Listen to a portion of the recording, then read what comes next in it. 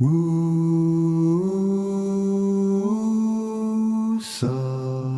wake up South Africa. You've been sleeping far too long. Wake up South Africa.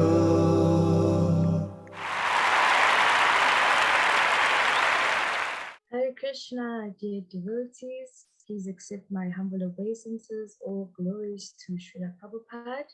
My name is Babita and I will be the host for today's session. We have a very wonderful guest joining us today as per usual. So today we are joined by His Grace, Krishna Premarupa Das.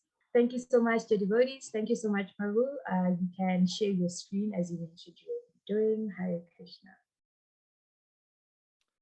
Hare Krishna, thank you so much for having me for this session. Wake Up South America. I also like to thank Savyasachi Prabhu especially for inviting me. Thank you. Very kind of you. Yes, it's Wake Up South Africa, Prabhu. South Africa, yes. All right. So when I was asked to join this session, I was given some topics to choose from. And when I saw this topic, living with Guru's instruction, I felt very inspired to talk about this topic. Although when I started to prepare, I realized it's also quite a sensitive topic, actually. So try to present it in a balanced way. And I thought we do it in 3 steps. I would share my screen and just give some basic introduction on the topic. What do we understand? Guru's instruction and so on. And then I would like to just share a few of my personal realizations in regard to my relationship to my Guru. And then on the 3rd step, we can have exchange question and answers. I hope that that's fine with everyone. Yeah. All right. Om Agyana Timirandasya Ginanjana Shalakaya Chakshurum Militam Yena Tasmai Shri Guruve Namaha Mukham Karoti Vachalam Panglam Dekrim Yat Kripadamaham Vande Shri Guru Dinadaranam Vancha Kalpa Tarubhyascha Kripa Sindhuvevacha Patitanam Pavanebhyo Vaishnavebhyo Namo Namaha Namam Vishnu Padaya Krishna Prestaya Bhutale Srimate Bhaktivedanta Swaminiti Namine Namaste Saraswati Deve Gauravani Pracharine Nirvishesha Shunyavadi Paschatya Desatarine Jai Sri Krishna Chaitanya Prabhu Nityananda Shri Advait Radha Shri Sadi Gaura Bhaktivinoda Hare Krishna Krishna Krishna Hare Hare Hare Ram Ram Ram Hare Hare.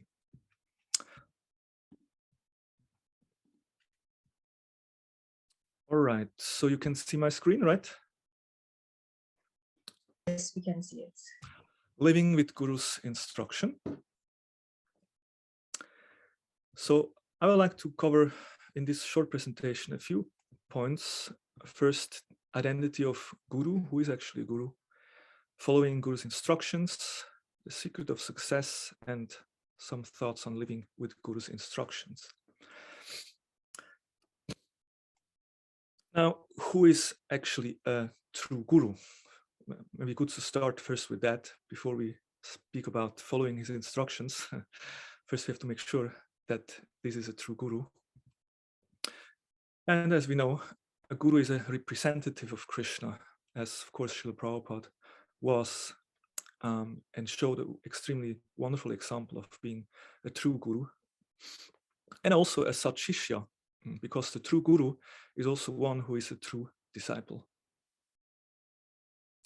In the scriptures, it says, Tat Vijnanartam Sagurum Eva Vikjat Samit Bhani Shrotyam Brahmanishtam.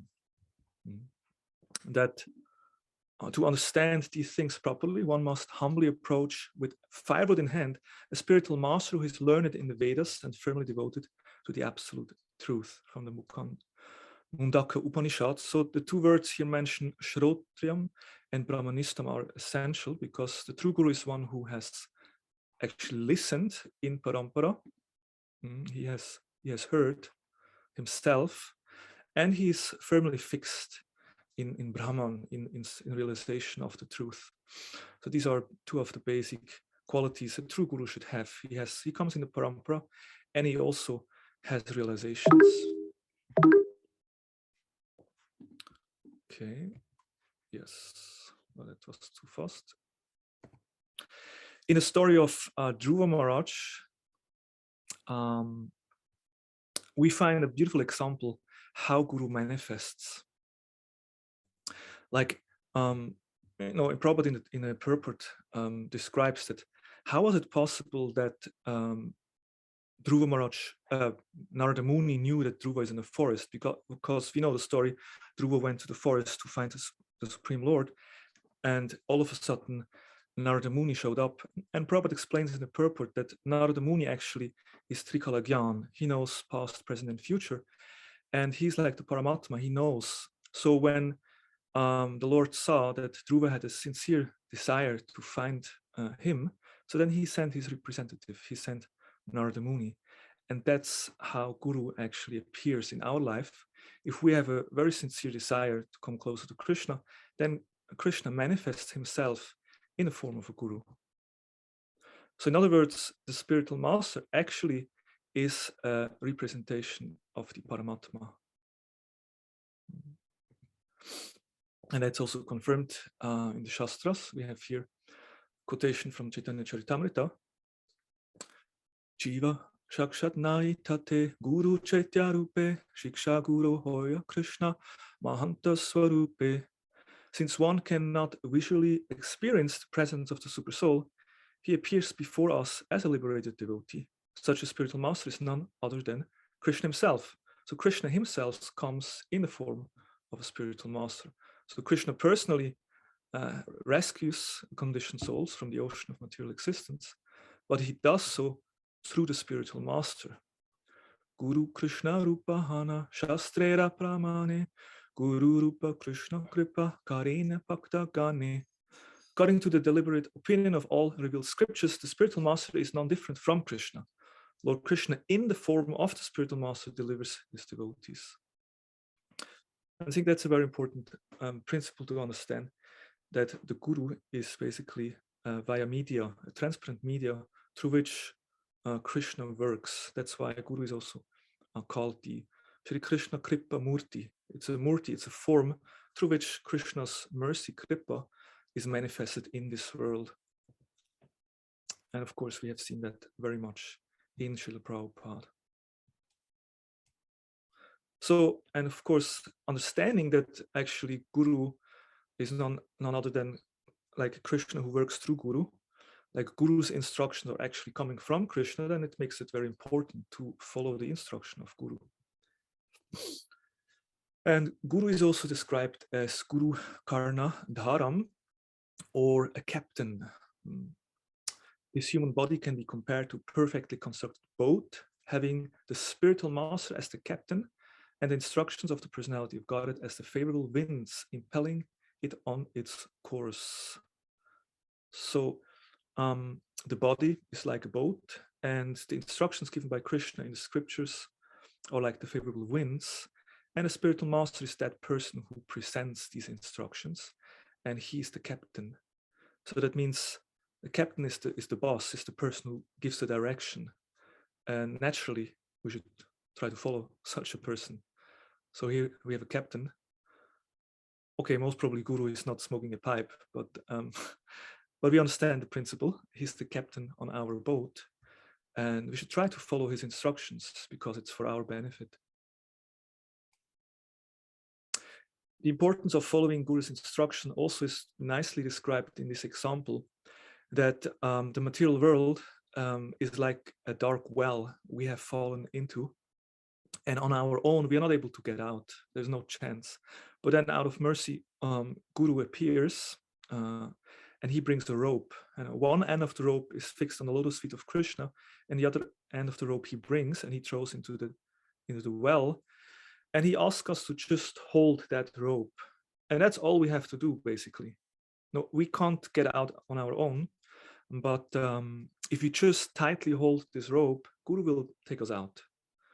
So following instructions of Guru basically means to hold that rope tightly, and we shouldn't let it go. We should keep holding that rope, and that's the idea of following the instructions. And if we do so, naturally we will be delivered.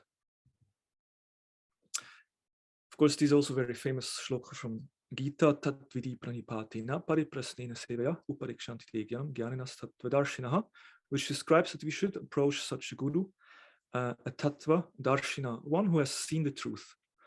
Just try to learn the truth by approaching the spiritual master, inquire from him submissively, and render service unto him. The self-realized soul can impart knowledge unto you because they have seen the truth. And so we should approach a spiritual master, and here is the proper mood is described. Pranipatena pariprasnena sevaya. We should have a submissive mood, humble, should render service, and we should ask proper questions. And Prabhupada gives a very interesting purport, which we will touch on it a bit in this presentation. One statement that Prabhupada makes in that purport is, unless there is submission and service, inquiries from the learned spiritual master will not be effective. One must be able to pass the test of the spiritual master. And when he sees the genuine desire of the disciple, he automatically blesses the disciple with genuine spiritual understanding. So one must pass the test. So sometimes the spiritual master may ask us to do something which we find quite difficult, or Guru is testing us in different ways, and a sincere disciple would try his best to pass these tests of the spiritual master. There is an ancient story, the story of Upamanyu, and we see him here standing in a well, receiving the blessings of the Ashwini Kumaras.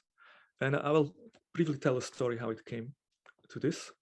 And I wasn't sure whether I should tell the story because it's quite an extreme example. It certainly could be misunderstood, but I hope you will get the point, the essence, that Guru may put some tests in front of us, and we should try to pass these tests.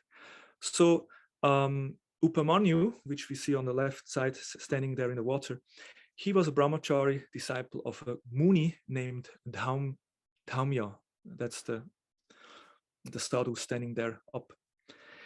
And Dhaumya Muni ordered his disciple, Upamanyu, to take care of the cows. That was his main service. He was taking care of the cows. So he got up in the morning, performed Mangala Artik, and the whole day he spent with the cows out in the jungle. And in the evening he came back and offered every evening obeisances to the Guru, gave him a report of his service. So one night, Dhaumya Muni saw that Upamanya was getting a little fat, that he was quite well nourished. So he asked him, are you eating something? And Upamanya said, yes, Gurudev, I collect some bhiksha, some alms, and then I go to 4 or 5 houses, and then whatever I get, I will eat. And then Guru became very heavy. He said, who told you to do so? Who gave you permission? No, you shouldn't do that. What you collect, you should bring to me, and you should not eat. And the disciple said, okay, I will follow. Then some evening later, Guru again asked him, you're still getting fat, are you eating something? And then the disciple Upamanya said, yes, I collect, I bring everything to you, but then I collect from myself and I also eat from that. And the Guru again stopped him, said, no, you shouldn't do that, I didn't told you so. So the days passed, and Upamanya still felt hungry, so he thought, okay, let me drink some milk. But when Guru found out, the milk from the cows, and Guru again stopped that. And then later on, again, Guru asked, you're still getting fat, what you're taking? And he said, well, sometimes when the calves drink milk, there is some foam on the mouth of the calves. So I take that and eat that. And Guru again said, who told you to do so? You shouldn't do it. You should not take this. Otherwise you become greedy. So Guru was extremely heavy. But Upamanyu, he always followed the instruction. But one day when he was in the forest, he became so tired because he was weak. So he ate some leaves. But it happened so that these leaves are from the arka bush, which are poisonous. So he lost his eyesight, he became blind. And then he walked and he fell into this well that we see here. And then in the evening, he didn't came back, and Guru was worried what happened. So he, with his disciples, went to the forest searching for Upamanyu. And then finally they found him in the well. So Guru was actually very heavy outside, and it's described just like a coconut. Coconut is heavy outside, but soft inside. Actually, Guru sometimes is very strict, but inside, of course, he had a lot of love. So he was very concerned about the well-being of his disciple. So he came there and told him, okay, you should call the Ashwini Kumaras. He gave him a secret mantra, and by chanting this mantra, the Ashwini Kumaras appeared, and they will be able to restore his eyesight that he can see again. So he chanted the mantra, the Ashwini Kumaras appeared, and they brought a piece of cake, not an ordinary cake, a cake which when eating will restore his eyesight, he would see again. But then Upamani said, I'm sorry, I cannot eat without the permission of my Gurudev. And they urged him to take, but he said, no, I cannot take. I need the permission of my Guru. And when they saw his Guru Bhakti, they were very pleased with him. And then they actually blessed him. They blessed him that your teeth will become golden. That's an unusual blessing, but golden teeth. And he would again see, he got back his eyesight, he would see. And not only he would see, but actually he would develop a transcendental vision. Actually, he would be able to see the absolute truth. So this story is told to show that if someone passes the test of Guru and is very strict in following the instruction of Guru, one ultimately will get all benefit. And that's also described in this shloka, Yasyadeve para bhaktir yatadeve tata guru tasyaita kaitita hi arta prakashanta mahatmana. Only unto those great souls who have implicit faith in both the Lord and the spiritual master are all the imports of the Vedic knowledge automatically revealed. So if we have faith in Guru and Krishna, then naturally everything will be revealed. So this shows the importance of following Guru's instruction. Of course, as I said, this is quite an extreme example, and some may question, well, should we just blindly follow? And Prabhupada in the same purport of 434 clearly says, in this first, both blind following and absurd inquiries are condemned. So yes, certainly we should not just be blind followers, especially not of a blind guru. So that's why it's also said in Hari Bhakti Vilas that one should test one's guru, and the guru also tests one's disciple for at least a year, and then both are clear that yes, then one should accept guru and we should follow guru, but not blindly. There is also an interesting or funny story which Badri Narayan Maharaj tells from a morning walk. Once Srila Prabhupada in Los Angeles, they went on a morning walk, and they passed by a very big house, and then Prabhupada said, someday we'll have a big house like this for Krishna. And then all the devotees said, Jaya Prabhupada, Jaya Prabhupada. And they continued walking, and then they saw a big car, like a stretch limo, like a huge car. And then Prabhupada said, someday we'll have a big car like this for Krishna. And then all the devotees said, Jaya Prabhupada.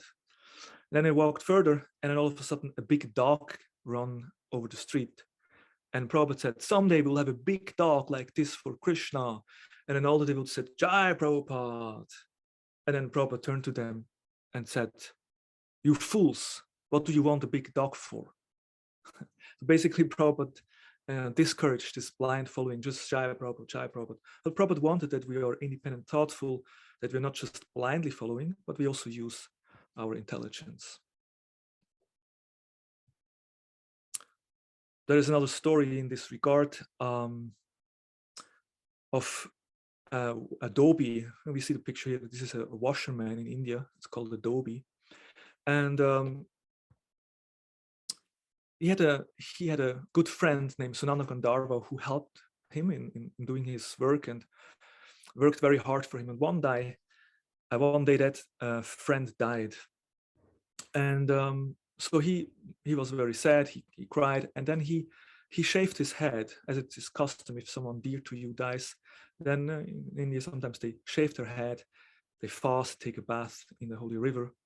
So then it happened so that this washerman was the washerman of the family of the king.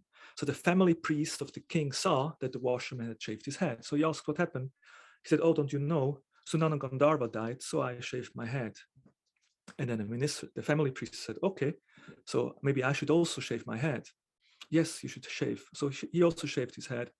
Then later on, the minister of the king saw the family priest. Oh, what happened? Someone died. Yes, Sunana Gandharva died. I shaved my head. So the minister also shaved his head. When a king saw the minister with the shaved head, he asked, the minister said, don't you know Sunana Gandharva died? Oh, I should also shave my head. The king also shaved his head. Fortunately, there was one intelligent person in the kingdom, that was the queen. When the queen saw that the king had a shaved head, he asked, what happened? The king said, well, Sunana Gandharva died. The queen asked, who is that Sunana Gandharva? And the king said, the minister told me, I don't know. So they called the minister, they called the family priest. Finally, they called Dobie, the washerman, in front of the king and the queen. And the Dobie, still crying, said, yes, Sunana Gandharva died. He was my ass, my donkey, who carried the load. So just because an ass died, the half kingdom got shaved. So they were just blindly following. And that certainly is condemned. That shouldn't be done. One shouldn't just follow blindly without knowing. Okay, so that's about this aspect.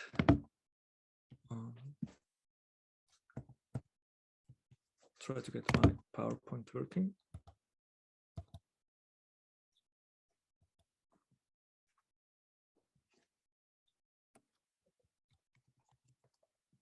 For some reason I'm got, oh yeah. So here we see the donkey. This is Sunana Gandharva, the one who actually carried the load. So we should not blindly follow, but we should become true disciples, have faith in Guru, and try to follow his instructions sincerely. And one reason for that is also that following Guru's instruction is actually the secret of success. And that's again also in the same purport by Srila Prabhupada emphasized. Such a spiritual master should be accepted in full surrender, and one should serve the spiritual master like a menial servant without false prestige. Satisfaction of the self-realized spiritual master is the secret of advancement in spiritual life. Inquiries and submission constitute the proper combination for spiritual understanding. So that's a well-known secret, that the satisfaction of the Guru is the secret of advancement in spiritual life. And there's a saying, love me, love my dog. And Prabhupada refers to this statement in a purport. This is a text in the Bhagavatam, Canto 2, Chapter 323, where it's described how it's important to get the blessings of a pure devotee.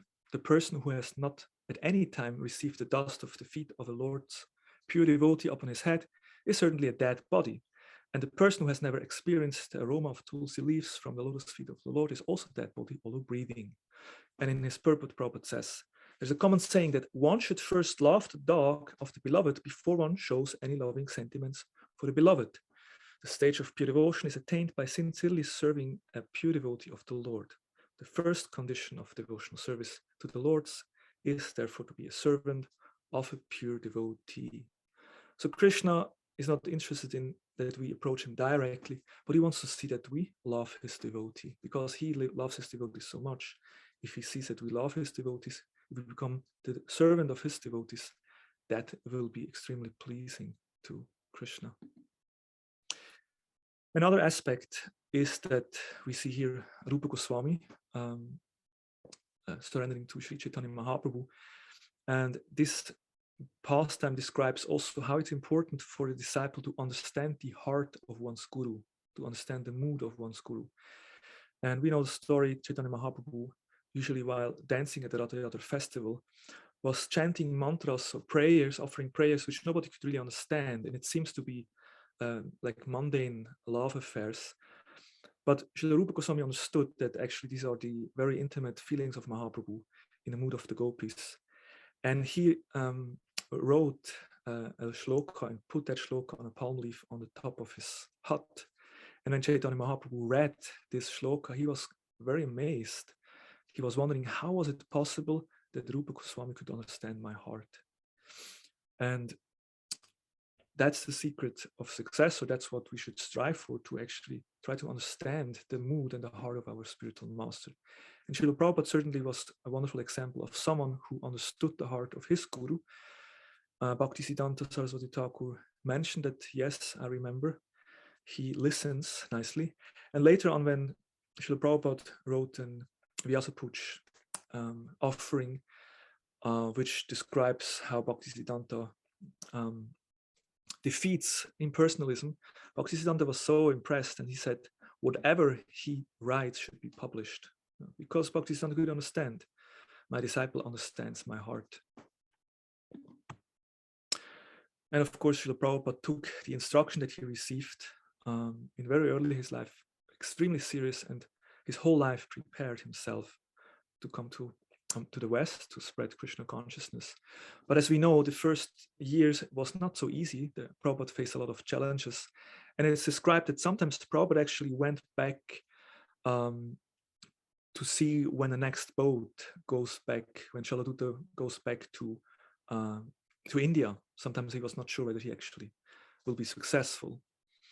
But anyway, he never, of course, took a boat. And why not? Because he always remembers a special purport by Srila Vishnava Chakravarti Thakur.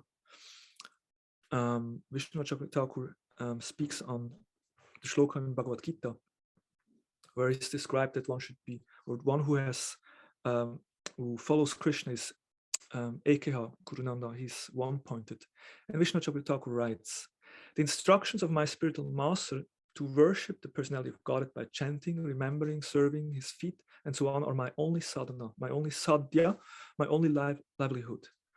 I'm incapable of giving up these instructions either in the stage of practice or in the stage of perfection.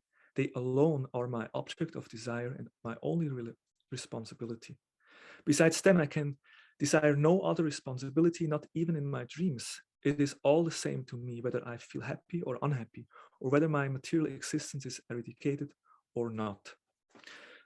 And Srila Prabhupada mentioned how he felt such an inspiration from this purport, and in this way always remembered his Gurudev and the instruction that he received. And that this instruction should be his only sadhana, his only sadhya, the only practice, the only goal. Basically, it's the life and soul of a disciple, the instruction that one has received from Guru.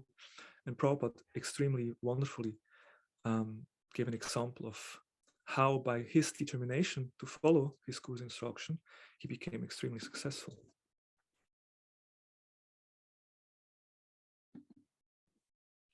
So living with Guru's instructions, a few practical aspects.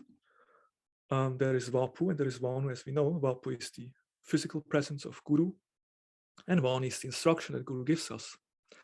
So physical presence means that we should serve Guru's body. Like if we get a chance to cook for Gurudev, we bring some flower garlands or massage his body. We give bodily comfort to Guru, and that's service to Vapu, to the personal form.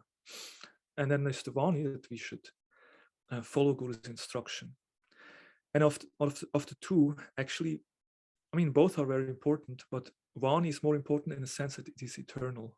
Vapu is temporary. And I remember once I asked a sadhu that it's said that we need sadhu sangha. And sometimes it's difficult to get this sadhu sangha. We don't see so often sadhus. But then the person said, well, you have gotten so much sadhu already, but now you have to follow the instructions. That's sadhu sangha. True sadhu sangha actually means to follow the instruction of Guru. Because what's the use if you associate with sadhus but you don't follow their instructions?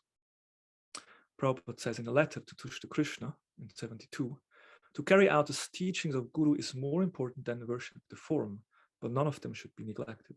Form is called Vapu and teachings is called Vani. Both should be worshipped. Vani is more important than Vapu.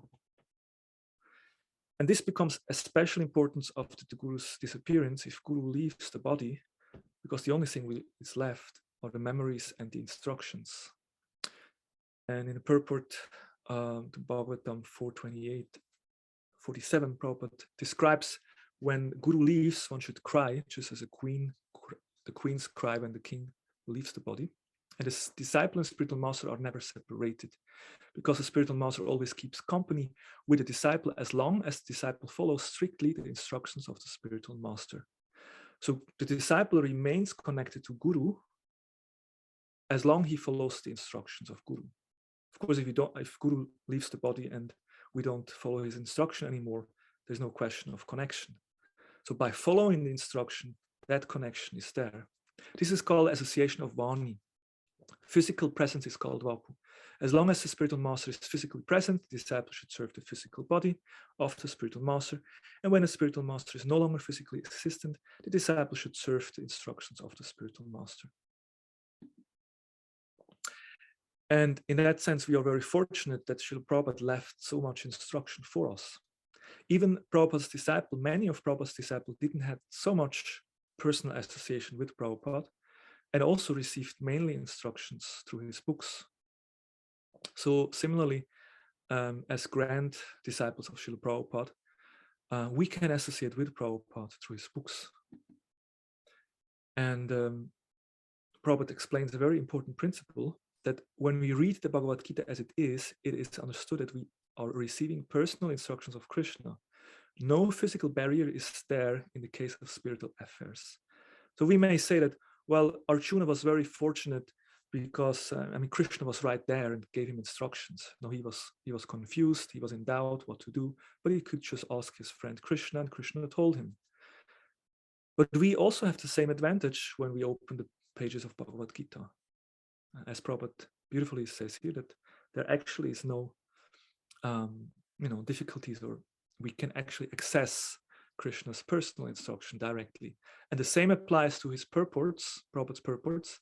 The instruction given in my books is supposed to be personal instructions. I personally found it a very powerful statement. Whatever we read in Prabhupada's purports, we can take that as this is an instruction that Prabhupada gives to me personally. Because Prabhupada wrote or spoke his Bhaktivedanta purports with the aim to instruct his disciples and followers. So we can take that as a personal instruction. So these were the things I spoke a bit about. I spoke about the identity of Guru, how Guru actually is a manifestation of Paramatma. If we are sincere in our heart and we desire Krishna, then Krishna is manifesting in the form of Guru. And then we spoke about the importance of trying to understand Guru's heart, his mood, and how it's the essence of discipleship to follow Guru's instructions, and how we can get determination for our practice by following these instructions, and how we can associate with Guru. Here we see my own spiritual master, His Holiness Bhakti Swarup Damodar Maharaj, also known as Dr. Singh, on one of these famous morning walks, which ended up as a book, Life Comes from Life, interviewing Srila Prabhupada, speaking to him about how life comes from life and not from matter. And this is myself. I think in around 2003, together with my God brothers and my spiritual master. And with this, I would like to just also share a few personal realizations or thoughts on this topic of Guru's instructions. Okay, so that was the first part, just some general understanding of following Guru's instructions. Now, personally, I got initiation in 2002 and my Guru left in 2006. So I got 4 years of personal association, which is not so much. I know some devotees, they spend their whole life with their Guru. And also over the years, as a person, you grow, you become more spiritually advanced, and then the relationship to Guru changes. You become more, it becomes more like a friendship, and you ask more intimate questions, and it's a very important relationship. And somehow I was unfortunate to lose my Guru quite early. And of course, so many Prabhupada disciples who have been separated from Prabhupada for almost 45 years. But still, in my experience, about 15 years of separation to my Guru. So a few realizations or a few thoughts that from this experience, I like to share. First of all is that, as we heard, especially after the disappearance of Guru, what becomes very important is the Vani. Because Vapu is gone. The only thing you have is the memories, maybe some nice pictures which shows you with your Guru, and the Vani, the instructions. That's all you have. And for me, that was a very deep realization that when Guru Maharaj left, I knew that now I am forced to find his association within my heart. Because, I mean, where else should I find him? I understand that, you know, he's not different from Paramatma, and Paramatma is my heart. And I can connect with him through my heart by especially following his instructions.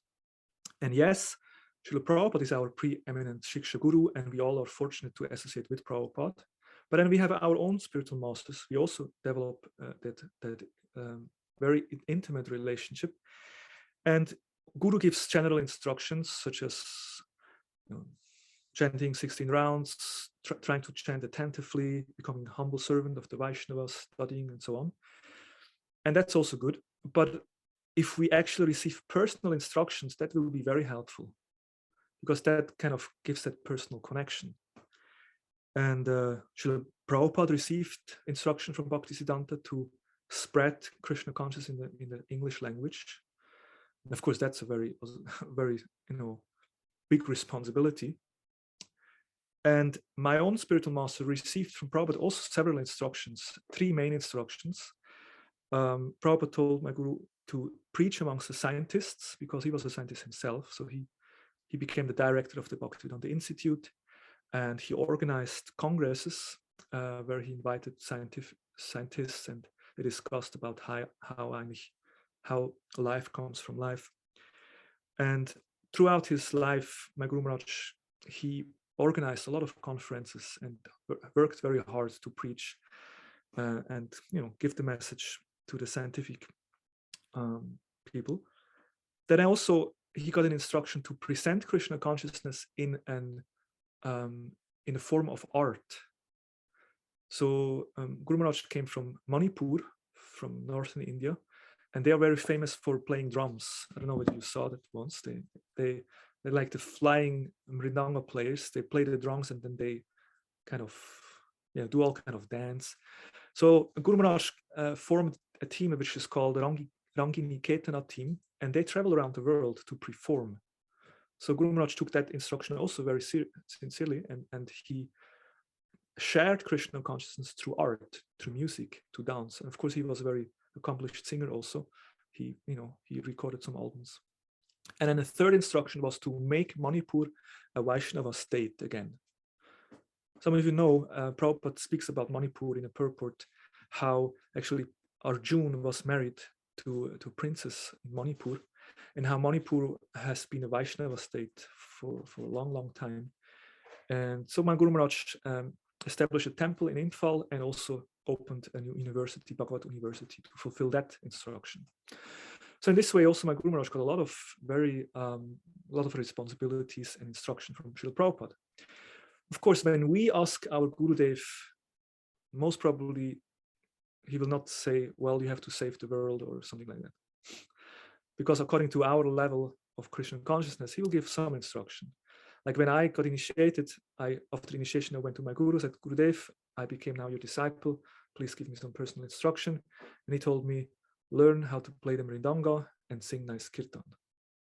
Okay, so that's it. You know? So, and you can. I'm not playing so good mridanga. That shows that I'm not such a good disciple. I still have to learn double beat properly. But the point what I want to make is that as long our Guru is still alive, it's good to ask personal instructions, because these personal instructions will connect you with your Guru after he left. And of course, I received other instructions. I will also like to talk about that.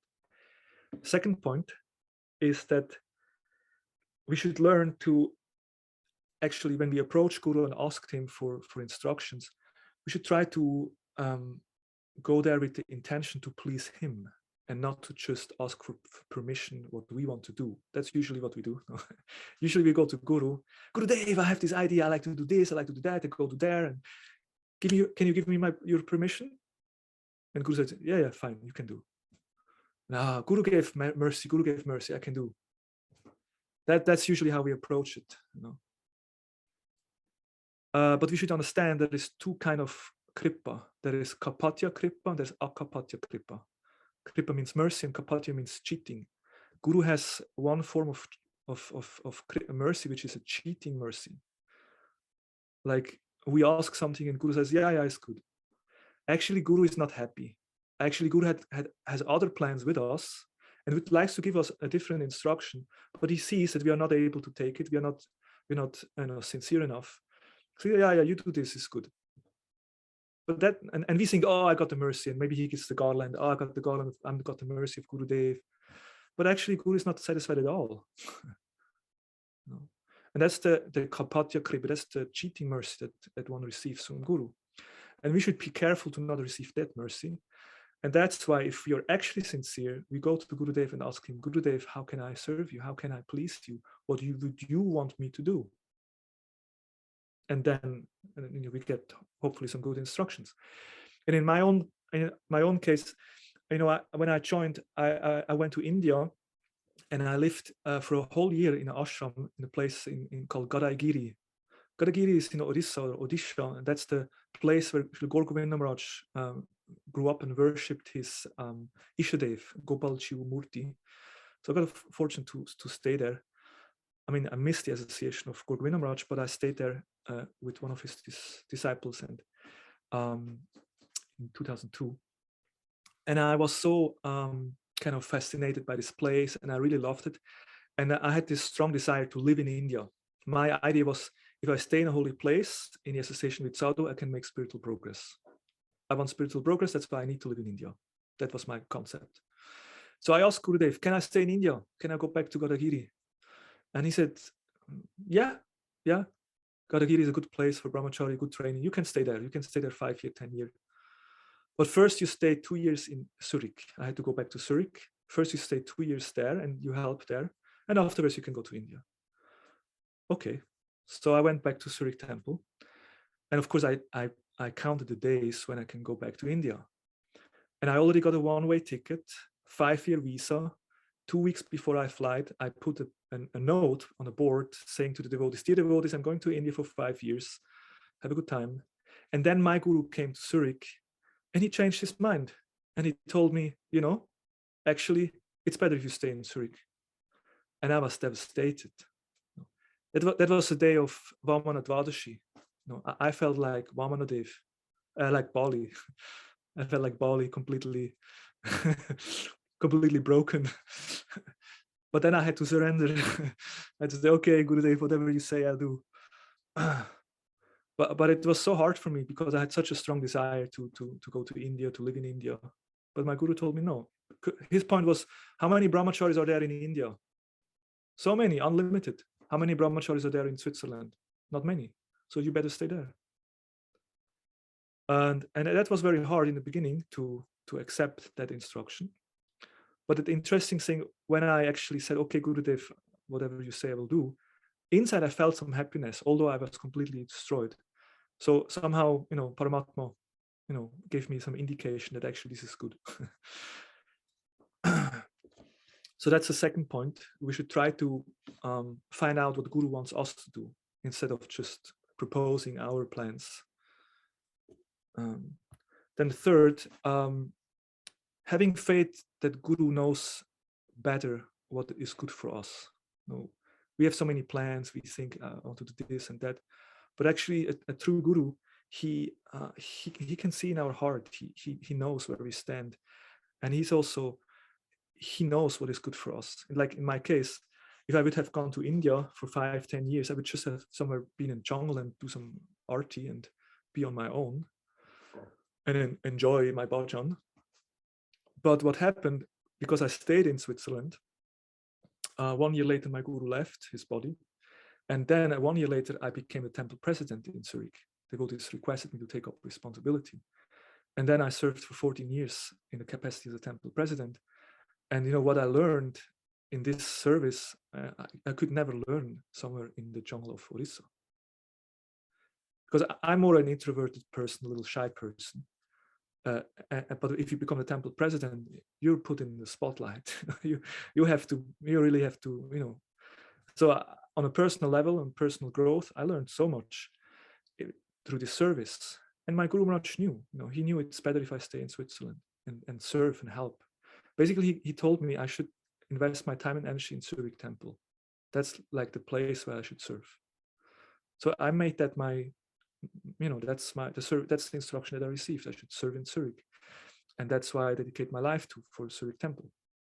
So, but yeah, in the beginning I didn't have, I had my own plans, but then I learned that Guru knows better. Then fourth, also learning to have faith that actually Guru is really a manifestation of Paramatma, that in your heart through prayers you can actually connect with Guru. And during the life, or during the time that I spent with my Guru Maharaj, I had several experiences where I could very clearly feel that that he's present in my heart, and that I can communicate through that I can hear him. Yeah, I can share one little story that I was a chef before I joined, and Guru Maharaj liked my cooking, or always encouraged me to cook. And he liked Swiss preparation. If he was in Switzerland, he wanted to taste something from Switzerland. So we have this one item, it's called a rösti. Rösti is basically, you take potatoes and you kind of, how you say in English, I don't know. You make small slices of potatoes and then you bake them in a pan. Yeah, it's a nice, simple dish. So I prepared that for him. And while I prepared, I all of a sudden had a voice telling me, put some coriander leaf inside. And I was wondering, coriander leaf? Come on, this is a Swiss item. There is no coriander leaf should be in this item. So I just kind of forgot about this voice. And then after I've prepared the item, I brought it to my Guru. He ate it, and when I took the plate, he said, "Oh, it was very nice, very nice. The next time you should put some coriander leaf." I was like, what's going on? So, through these small incidences, and you can realize that you have to listen to your heart sometimes. Of course, Guru Paramatma tries to communicate through you. Of course, it's difficult. Sometimes it's also the mind, so we don't know. Difficult to discriminate. But sometimes we can see that Krishna is working. That's actually Krishna is working from within and from without, outside through Guru and inside from Paramatma. And we need to learn to hear these instructions. Then also, with time is almost up.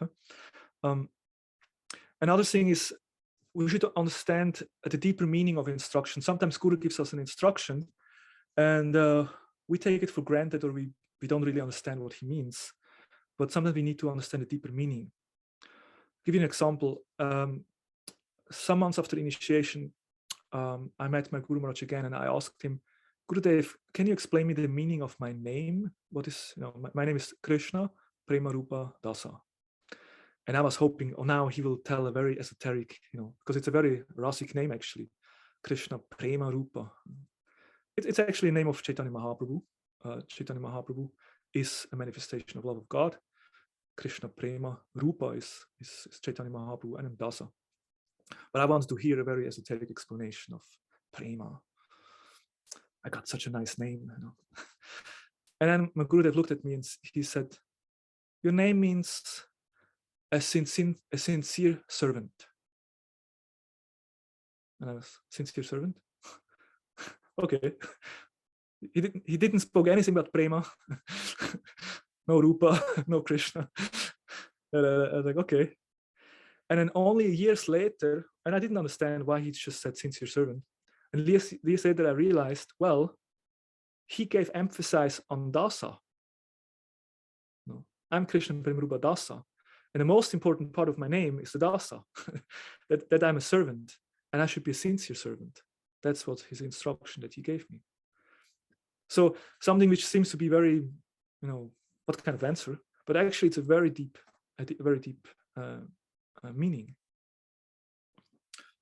Or one time I asked him, how can I improve my chanting? And this was in Vrindavan in 2005. And I asked him, how can I improve my chanting? And he also, again, he gave a very simple answer. He said, well, you should chant in Prabhupada's room. In Vrindavan, we have Prabhupada's house and room. And again, I was a bit disappointed, like chanting Prabhupada's room. Okay, I'm already doing that. I'm going there sometimes and chant. So the next morning, of course, I went there.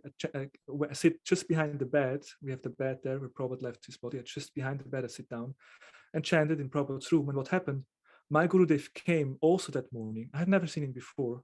And but that day he came and he just sat right next to me and started to chant. And then for a whole hour, I was chanting together with my Guru Maharaj.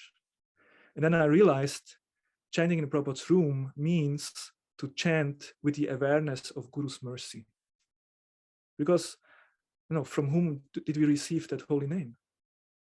At the time of initiation, Guru gives us Krishna in the form of his holy name.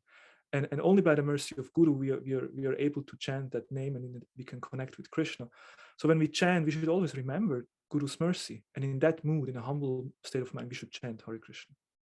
So again, an instruction which seemed to be very simple, which had a very profound meaning. So sometimes we need to learn to understand what Guru actually wants to tell us. And that has all to do with the sixth point I want to share, understanding the mood, understanding the heart of Guru, as we already mentioned. Like when I tell people that I'm a disciple of His Holiness Bhakti Swarup Damodar Maharaj, then sometimes devotees ask, oh, are you a scientist? And I'm not. Not at all. I'm quite a simple person. I'm a chef, I'm a cook. I don't have any academic training. What to speak of scientific training. So I accepted my Gurudev as Guru not because he was a scientist, but because he was a sadhu. And I got a lot of inspiration from his humility. He was so humble. He was a manifestation of Trinada Pisunichana. So that was what I was attracted to. And another thing is also he did a lot of interfaith preaching. And so that's something which I also started to do a lot of interfaith dialogues, because when I do it, of course I have a personal interest in it also, but when I do it, I feel connected to my Gurudev because I know that this was something that he also did and what he also liked it. It was important to him. So if I do that service, I kind of feel connected.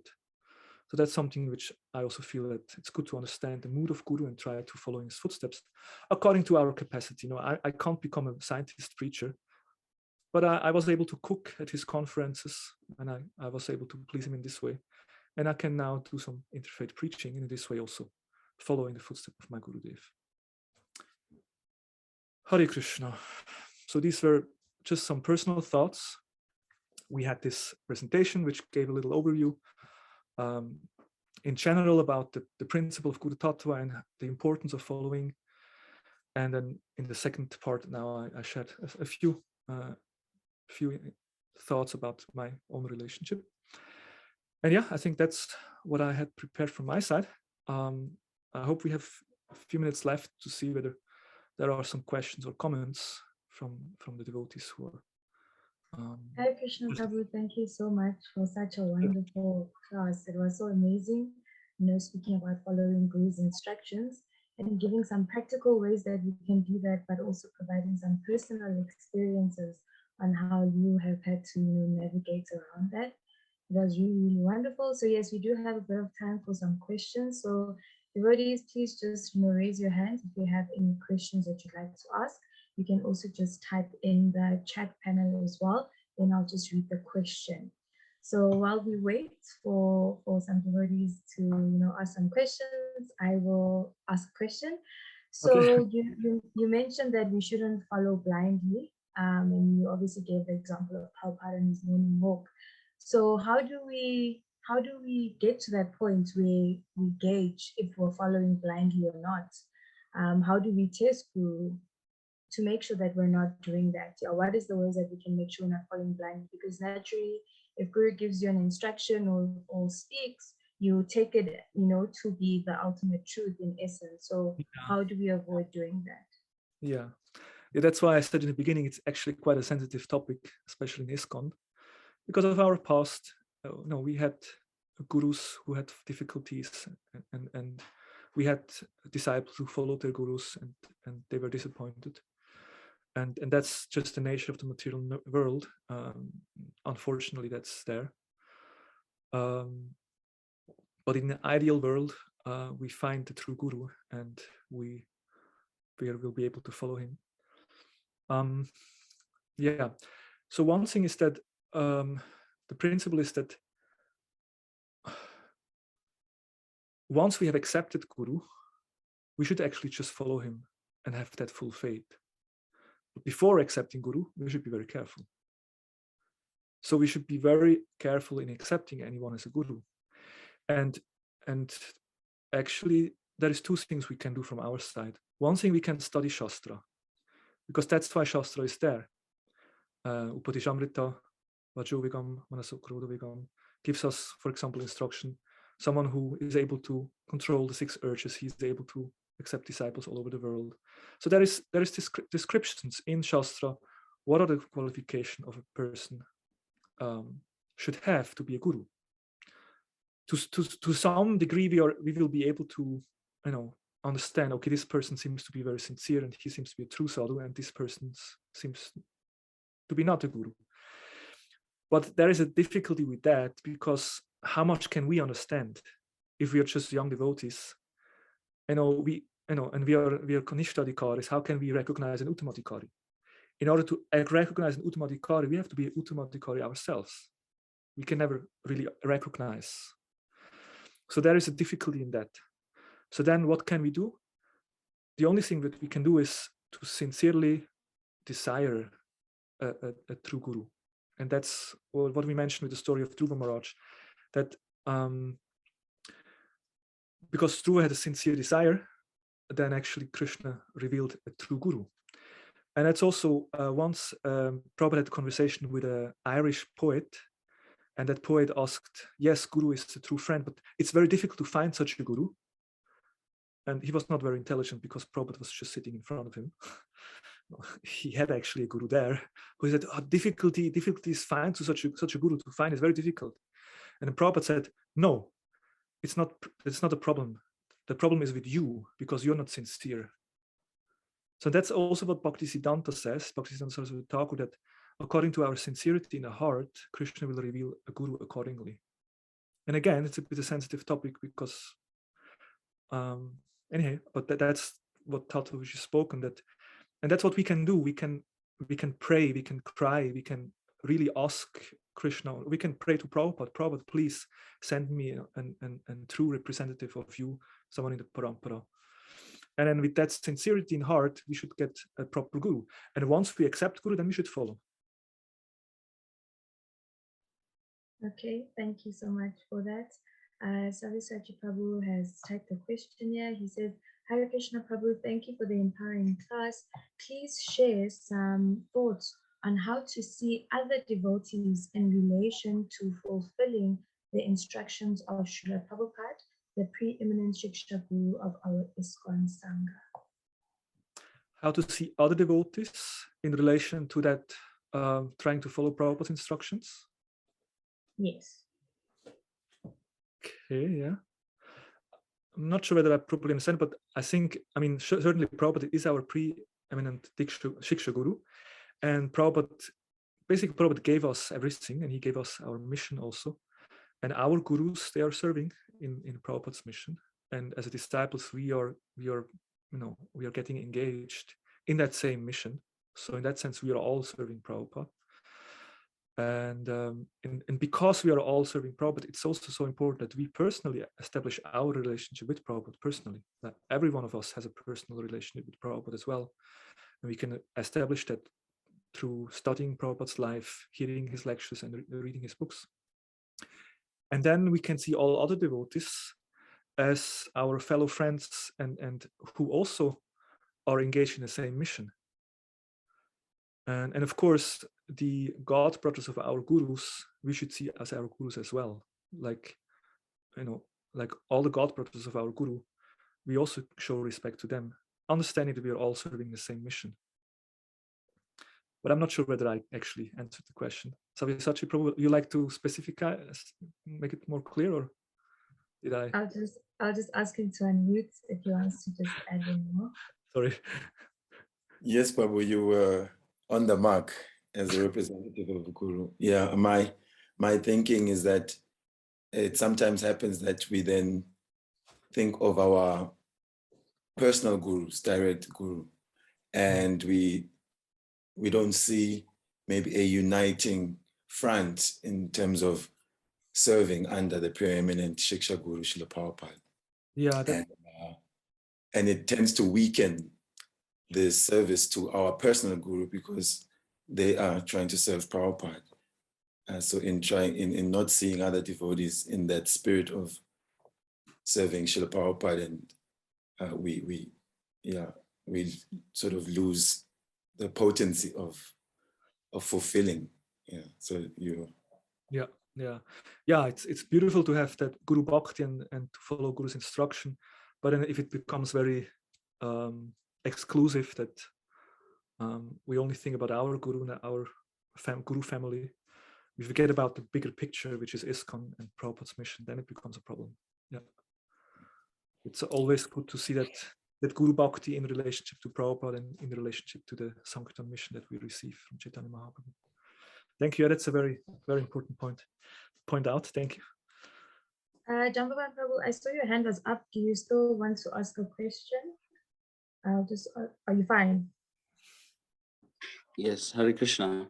Hare Krishna Prabhu. Thank you so much for the class. I just wanted to ask, like, through the course of time, like when you get a chance to spend time with your guru or service that they give you, you start realizing that the things that they speak about, whether in service or around you, are always like ahead of you, like years ahead of you or something like that. How do you stay in a frame of mind to always understand that the guru is not only speaking about whatever's happening at that moment in that time? How do you stay in a frame of mind to understand the things that the guru says are actually like 10 years, like, or something, because they can see a more subtle, like how you think, or like your psychology or a service they'll give you? How do you stay in a frame of mind to understand that this is not for now, this is actually for like later? I don't know if that makes sense. Yeah.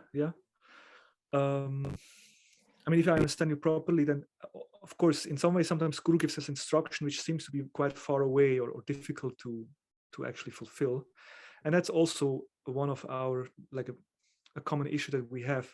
We have such high philosophy, and Prabhupada always spoke about the pure devotional service, the topmost, and we are somewhere down. And sometimes it's quite hard to kind of this gap. How do we deal with this gap? Yeah, I mean, one thing what comes to my mind is that Guru always wants to remind of the sadhya. No, we are sadhakas.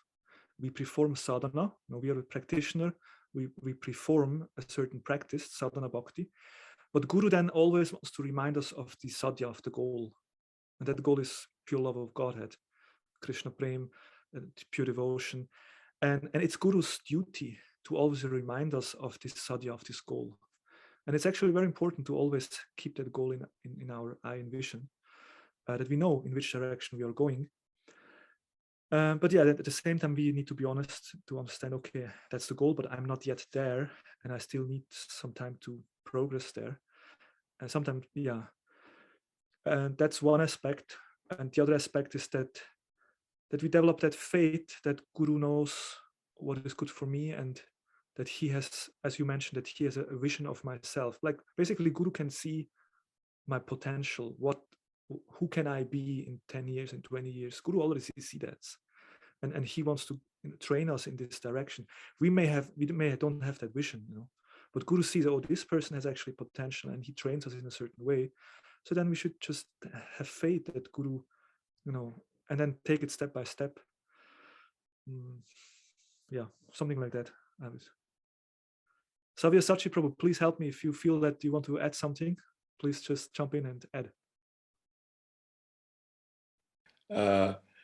I'm just relishing okay. the answers. Yes, the potential, because we may wonder sometimes, why does the spiritual master think that I should be doing such a service? Because we can see where we are, and you're just thinking, like, doesn't he know me? uh, but yes, as you're rightfully saying, that potential, and they can plant also the seed to cover your whole lifetime with service by Yeah, giving you.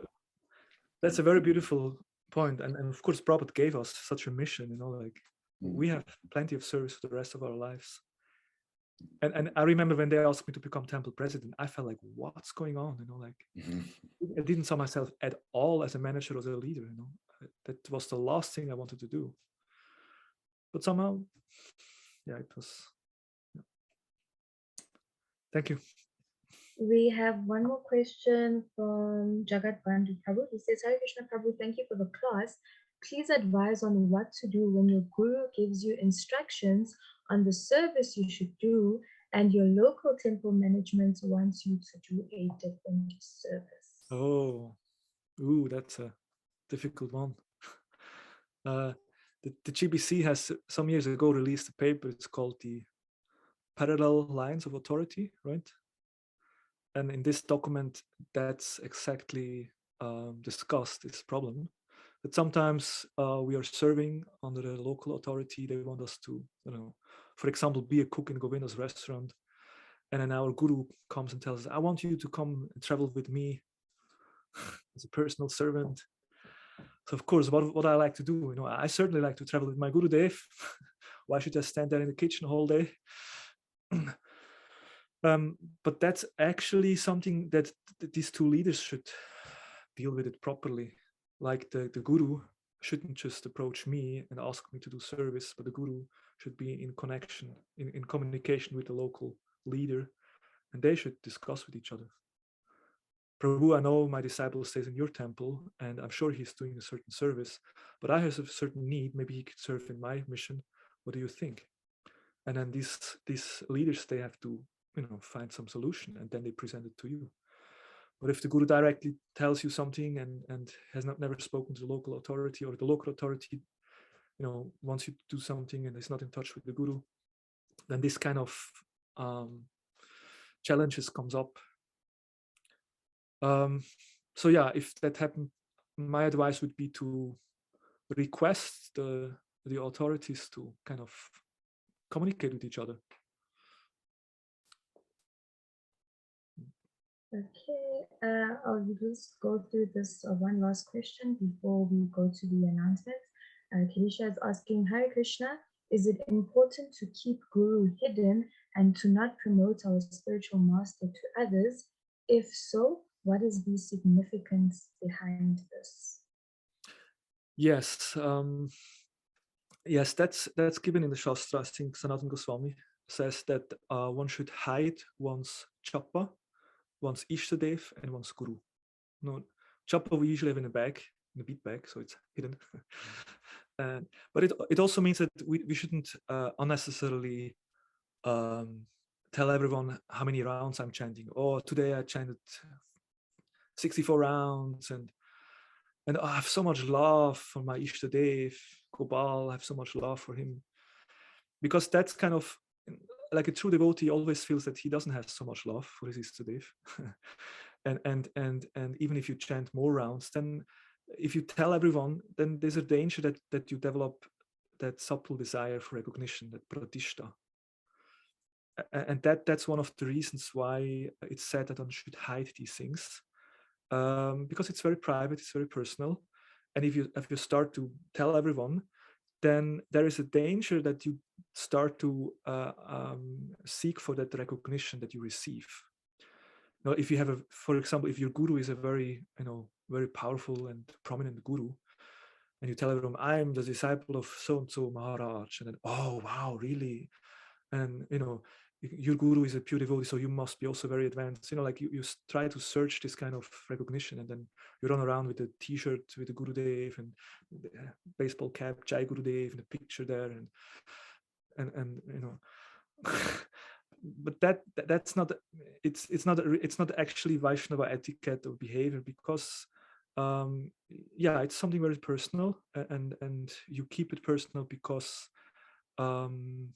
something which is valuable, you keep in a secret place, like it's not public to everyone. So that's why you keep it secret. And of course, that is in ISKCON, we usually have this culture, you meet someone, go to Mayapur, meet someone the first time. Who's your Gurudev? Basically, the first question, who's your Gurudev? then you're careful to say, because whatever you say, maybe the reaction, different reaction comes. Yeah, that's actually is not so much the Vaishnava culture.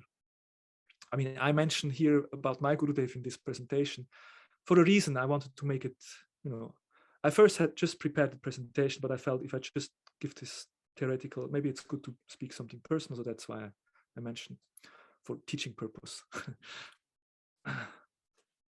Yeah, thank you so much, Prabhu. Hare Krishna. Well, I like to thank all of you for your time and for your association.